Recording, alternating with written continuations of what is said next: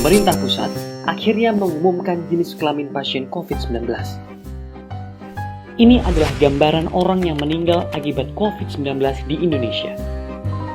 Jumlahnya 991 orang per 11 Mei 2020. Mayoritas atau 65,2%-nya adalah laki-laki. Rinciannya, ada 646 pasien laki-laki yang meninggal, sedangkan keseluruhan pasien laki-laki 8.202. Artinya, rasio kematian pasien COVID-19 laki-laki di Indonesia 7,9%.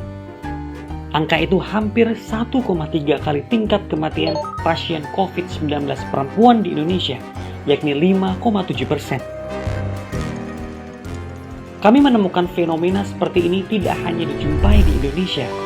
Mengapa demikian?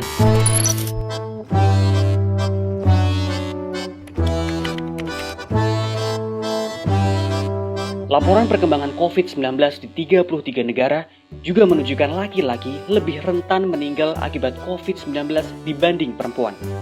Dan ternyata, bias laki-laki tak hanya terjadi pada COVID-19, tapi juga penyakit menular lain. For many virus diseases, men are more susceptible than women.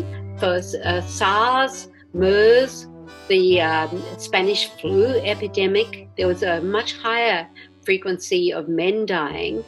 And it's not just viruses. Also, you see the same thing for bacterial diseases like leprosy and tuberculosis, and even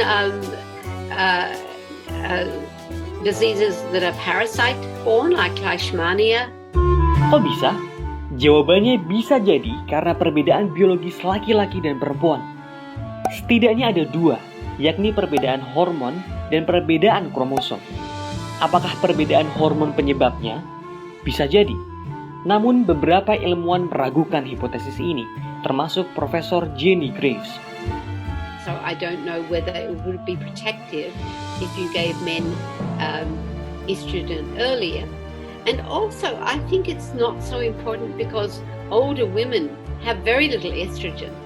And older women do pretty well if infected with COVID. There's even 90-year-old women are less likely to die than 90-year-old men. But I think probably more important is the fact that women have 2 X chromosomes and men have only 1. Gen kita terdiri dari 23 pasang molekul DNA panjang atau yang biasa kita sebut kromosom. Laki-laki dan perempuan memiliki perbedaan di kromosom ke-23.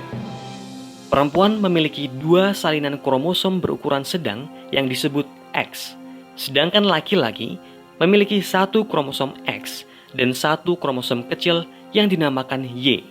X mengandung lebih dari 1000 gen dengan berbagai fungsi, termasuk menjaga metabolisme rutin, pembekuan darah, dan perkembangan otak.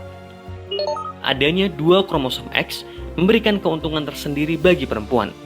Banyak penyakit akibat mutasi gen di kromosom X, misalnya hemofilia, yang membuat laki-laki menderita, namun perempuan justru terlindungi dari penyakit itu karena memiliki 1 salinan kromosom X cadangan.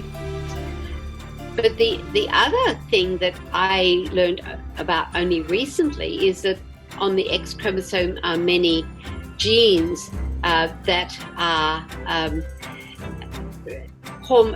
receptors for immune genes. And these are very important. I think there's 60 genes on the X chromosome. So it's clear that women have maybe 2 copies rather than 1 copy. But even more important, they have more diversity because these 2 copies can be slightly different and make slightly different antibodies. And that would help boost the immune response. Oh ya, selain 2 perbedaan biologis tadi, mungkin juga perbedaan kultural berperan. Laki-laki cenderung terlibat kegiatan yang berisiko terhadap kesehatan. Merokok contohnya. Laki-laki juga cenderung berkegiatan outdoor yang bikin kena polusi.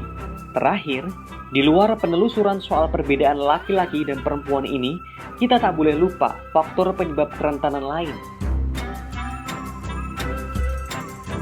Dan selama obat efektif dan vaksin belum ketemu, Yang terbaik adalah mencegah penularan virus corona bertemu dengan semua faktor kerentanan.